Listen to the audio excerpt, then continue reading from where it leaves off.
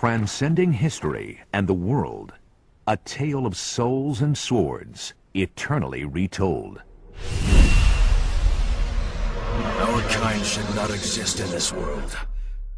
Not ever again. Jason and Nick, Yes, Professor Jeff. let's talk about Soul Calibur. Yes. Boobies! Yay! Wait, what? Well, that's what we got in the promotion. You're just seeing, like, breasts everywhere. Oh, so I thought for a second there I dialed up like Nick's 4-year-old cousin or something. I was like, damn, you sound just like Nick. How do you do that? So Soul Calibur 5, I've got really kind of mixed feelings about this game because on the one hand, I'm like, yay, Soul Calibur. On the other hand, I'm like, oh, it's Soul Calibur. Yay. It's all in the inflection. Yeah. Is there a smiley emoticon after one of those statements, Jeff? Sense the tone, Jason. Sense the tone. Okay, gotcha. Well, Soul Calibur is actually my favorite fighting game franchise. I always liked it because it was, it was fantasy and it was medieval, and I liked the weapons and everything, and the characters were always pretty interesting, and I didn't completely suck at it. That's the key. I'm not good, but I can occasionally play a game where I'm not humiliated. It looks a lot more impressive when you're mashing on the buttons in Soul Calibur than it does in pretty much any other game. I am a button masher. I'm a card carrying member of the button masher spam serving club, as anyone who watched our playthrough will realize. I know, it was driving people crazy. Oh. It was driving people nuts. You're just mashing buttons. Oh, this is painful. It's killing me. But Why are you watching it then, you mug? More importantly, it was killing Jeff. You know, I dated this girl once and we were playing Tekken and she would just mash buttons and she continually kicked my ass, and I know how to play Tekken, and it was just like, this is so humiliating. I don't know if we could see each other anymore. I don't.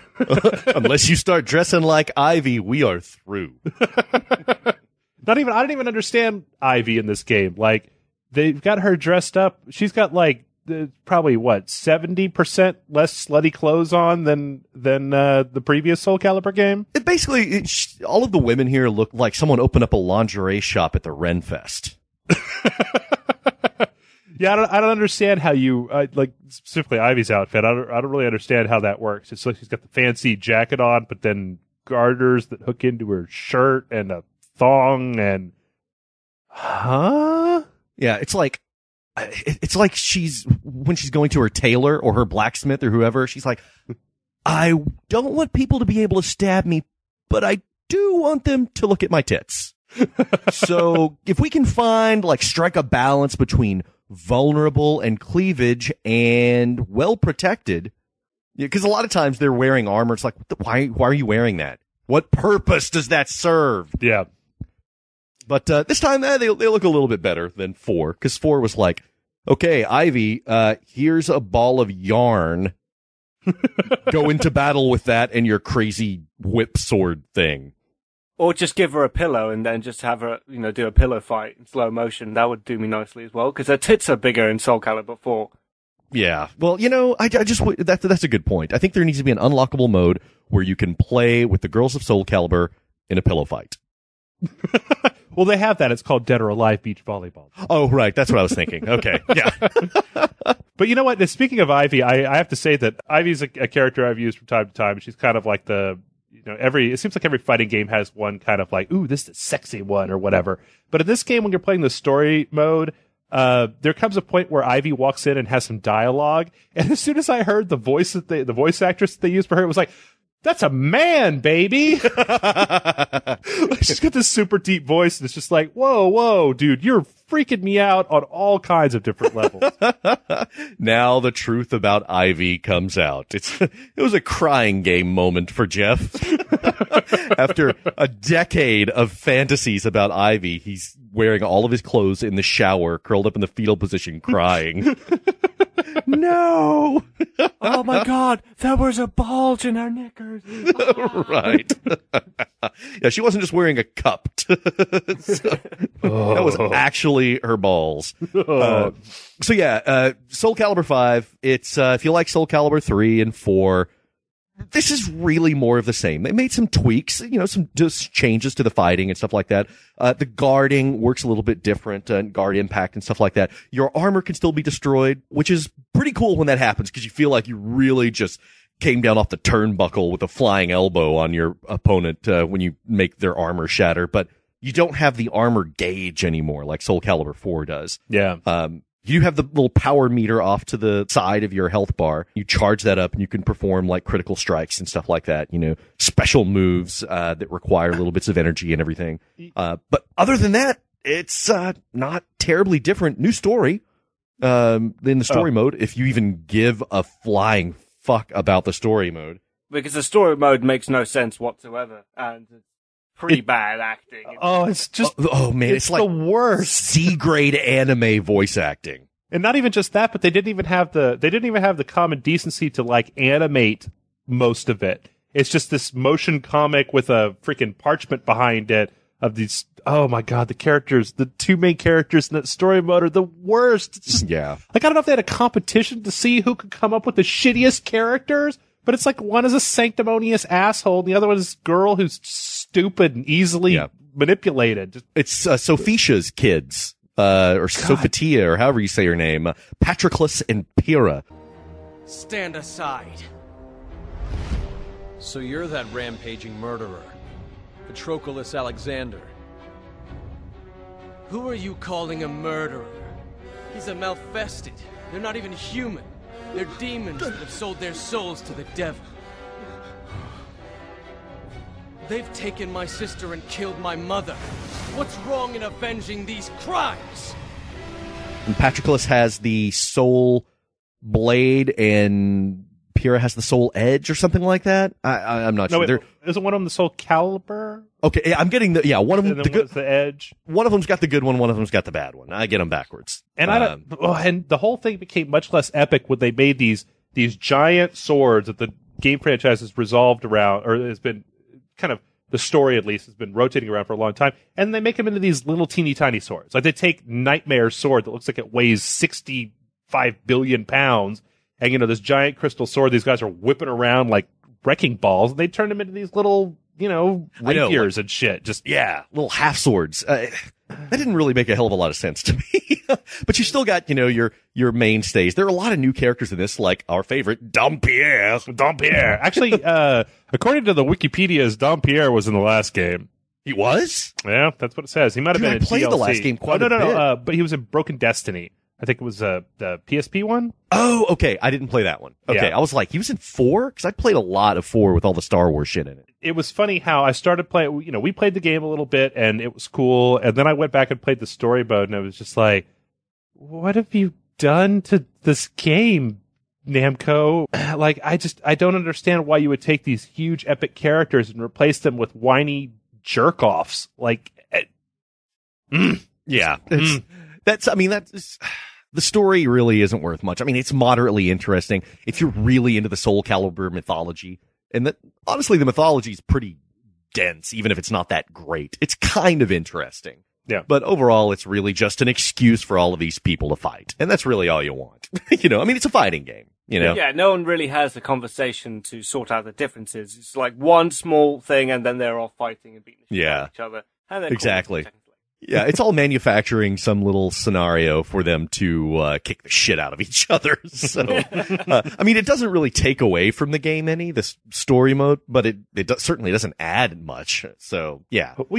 I just think back to Soul Calibur, was it 4 where they had the Star Wars characters? Yeah, Darth Vader and Yoda in it, I think. And in this one, you have Ezio Auditore. Yeah. In Soul Calibur 4, like, I always remember they made the little story about Darth Vader getting the Soul Edge. Yeah. And conquering the universe. It was just like, all right, I kind of like that. Like, it's kind of funny, you're bringing in this whole cross the universe type of thing. But here, I think it relied a little bit too much on the own internal story without injecting any of that kind of goofiness from the outside. I kind of missed that.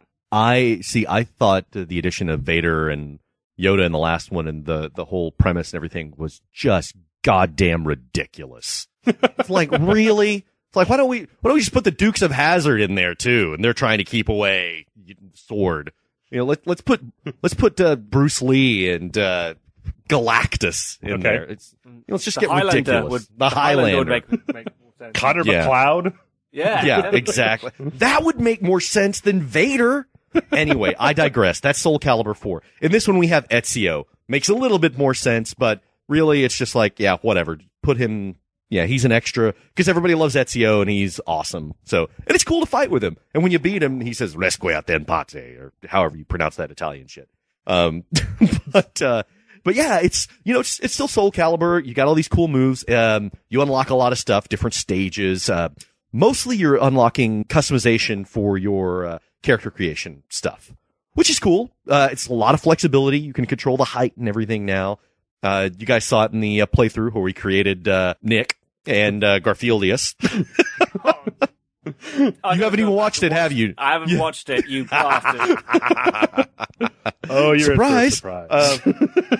Yeah, it's a really, really robust and flexible character creation thing where you can adopt basically the fighting moves of any of the characters in the game, and then you unlock others, and you can play through the game with them. So now it's pretty neat. It's flexible. Were there any unlockable? I mean, were there any just fully unlockable characters that weren't available in the versus screen from the beginning? Yeah. Okay. You can unlock, some of the. I didn't get these, but you can unlock like Taki and Sophisha, and stuff like that. And then there are other ones like like Pyrrha, and then Algol, who I believe was in 4. And wait, you can unlock Taki, because I thought they replaced her with that blonde haired bitch. They did, but you can unlock her as the it's just a little unlockable. So they play really similar, but whatever. Yeah. Okay. Which was weird. I felt like they did a lot of kind of jimmying with existing characters in ways that they didn't need to be jimmied with in this game. Like, if you really wanted to add a blonde-haired ninja, surely you could have left Taki in the game and then put in another ninja with blonde hair instead of, replacing her. I don't know. I think they just wanted to have, a lot of unlockable stuff, so. Mm-hmm. But yeah, there's like a guy named Edgemaster, and which I'm not familiar with him. Maybe he was in one of the previous ones, but yeah, there's a lot of variety here as far as that goes. But mostly all your unlockable stuff is, going to be, oh, you got, a gold star to put on your cheek so you can look like Ziggy Stardust when you, create your own character. There's a lot of stuff like that. And then, you got, different levels and like different armor patterns and stuff like that. Like that you can make in the character creation, like all that ridiculous shit. Like, I want paisley armor, which I don't even know if paisley was invented in the 17th century, but, did they have paisley then? Did they have afros, Jason? Yes, that is a ages-old cultural thing. I don't know if they had orange ones. What about Japanese schoolgirl outfits in the 17th century? Man, I don't know. You're reaching here. As you know, my knowledge of geography and history is very poor. Oh, true point. Yes. Well, Nick, what did you think? I mean, you played through the same stuff, right? I played mostly through the single player, just trying to get an idea, because I haven't, I think I played parts of Soul Calibur 4, but I'm kind of new to this franchise, to be perfectly honest. And it is pretty much ridiculous, like, what's going on in the characters. Like, it's very, very cheesy. It kind of reminds me of the B acting that you would have got from the Japanese games, like, I don't know, Resident Evil times or whatever. And they have like a mixture between like realistic outfits and weapons to some guy with having a sword that's bigger than him on its back. I'm like, oh, it's just all over the place. So I kind of like the way it was going there. Jason, you got a chance to play online? I did, yes. And I did not get my ass kicked. Really? Yes. It was great. No, I had a lot of fun. Yeah, I played it online. I didn't experience any lagging. And there's a lot of different stuff. There's like the Coliseum, where it's a bunch of people, basically just their symbols and like their names on some vague map, and everybody can jump in and take turns and stuff like that. It was interesting. Or you can do random matchups based on skill level, or you can just, do completely random. And, I don't know. I tried to stay with my level, of course, and I did okay. There was this one guy who made a character that looked like Huckleberry Finn, and I beat his ass. What, like overalls and a straw hat? What are you talking about? Exactly. Yeah. Oh. Yeah. That was the character he decided to make, Huckleberry Finn. And, there was a psychological advantage there, I have to tell you. I thought he was being cute or whatever, but I'm sorry, you come at me looking like a kid, wearing no shoes and a little straw hat, I'm going to feel a little bit more confident. I'm surprised you didn't feel it like it was a ruse or something. Like, he's going to kick the shit out of me, surely, because he is so confident in his appearance that he must be, like, packing some moves down there. Right. Nick, you said you haven't played this that much, but Jason, I mean, from your perspective, how did you feel that the new Ultimate Marvel versus Butthole meter added to the gameplay? Did it feel very much different from the Soul Calibur of old with that new mechanic entered in there? Because I don't think there was anything like that in the previous Soul Calibur. I don't really remember exactly how, like, there were like critical finishes or something like that in the previous ones. Mm-hmm. So yeah, this was a little new. I would be able to comment more on it if I was ever able to pull it off. I think I did on accident a couple of times. But, yeah, it was cool, just doing unblockable moves and stuff like that. And the different there was like a guard impact thing where if you pushed back and like a horizontal attack at the right time, you'd have a more effective block and you wouldn't have to worry about how tall, if they were doing like a high attack or a low attack or something like that. So, it was, because that was kind of a bitch to anticipate, and it always is if if you've got somebody, you're blocking, but if you're not crouching and blocking, you're going to take one to the knees, if they go low, that kind of thing. So. Oh, God. Yeah, I don't know what it is about the 3D fighting games where I've got some kind of mental issue that keeps me from understanding or from just looking at a move that's coming at me and knowing whether it's going to hit me high or low. Like, it used to be that shit was pretty easy with Street Fighter because, they weren't hitting you high unless they were jumping at you, and then low, whatever. And that's kind of where my brain stopped. But nowadays, it's like, that character just did 6 backflips and kicked up over my head, and for some reason it hit my ankles because I wasn't blocking low. I had no fucking clue what's going on. Here's the trick. Mm. Don't block. Blocking is for pussies. You just run in there with crazy fists and just start swinging like a playground fight. I mean, like a windmill, you just windmill that shit. Yeah. you windmill, you put on some big boxing gloves made of Spam, and you come at the motherfucker. I just want to see now one of the Soul Calibur characters like this medieval type, like, come at me, knave, and then just start spinning his hands around in windmill style. Yeah, just like bitch slapping. Just no form, no technique. Nobody's going to be able to fend from that. Not even Mitsurugi or Yoshimitsu or any of those badasses. Ezio would be like, wait, what is going on? And then bam, he's down. And then you pull his shirt over his head and you bite him. That's what you got to do. What are you talking about, man? Ezio's already got his shirt over his head. All you have to do is just reach up to that little handle and pull it down further over his eyes. That's true. I can't see. Yeah. Oh, you have blinded me. Well, I mean, any other glaring problems that you guys felt through playing the game? No, I thought it was a great game. I mean, it's a really good Soul Calibur game. If you liked 4, you're gonna like this. I don't really think any of the changes are dramatic. They're not groundbreaking. They don't improve the game very much. And I don't think they really detracted from the game. Really, if you're not paying close attention, it's going to seem just like the other ones, which may be good or bad. If you like Soul Calibur, you're going to like Soul Calibur 5. So what do you come out to at the end? Full price. I liked it. I'm going to play it some more. It'll be fun to pick up and play with friends, and unlocking some stuff, but it's not one of those that I'm just going to look forward to on future installments because, yeah, it's the same thing you've done before. It's just a little bit new. Okay. And Nick? I would give it more of a bargain bin price because I think it's good, but I don't think it's worth the full price of £40 over in the UK or $60, I think, in the United States. I would wait for it to drop down in price and then pick it up because it is quite fun to play with your friends.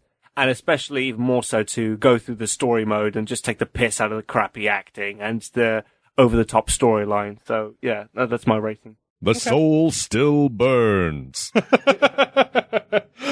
Well, I think I'm going to have to agree with Nick on this one. I think that it's a solid game. I just don't know how much there is there to bring people back to it. I don't know if it's the sort of thing that really deserves a flat out day one full price. So maybe wait for it to drop, see if, collector's edition or used or something like that. Yeah. It's probably definitely worth that. Yeah. I can't argue with that. I mean, I liked it a lot, but again, it's like, I've got this game. got a couple of versions of this game already, you know.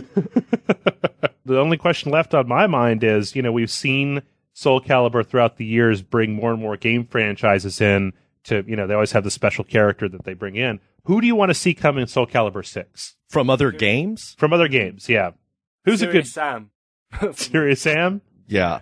I want to see Solid Snake. Oh, he's already in Smash Brothers, though. Oh, yeah. Okay. Well, fine. The dude from Splinter Cell. See him try to hide in the arena. Sam Fisher? Yes. See Sam Fisher, like, with his night vision goggles, while the sword of eternal destiny of the Phoenix's rage is, like, bearing down on him. I want to see him sneaking around trying to use his little tricks and lockpicks and shit while Nightmare is coming after him with that thing the size of a Volkswagen. See, I think I'm going to choose characters from Final Fantasy just because after playing that game for a week, I kind of want to see them all get their ass kicked by dudes with giant swords. I want to see Nightmare go after a Moogle. Goodbye, Mother.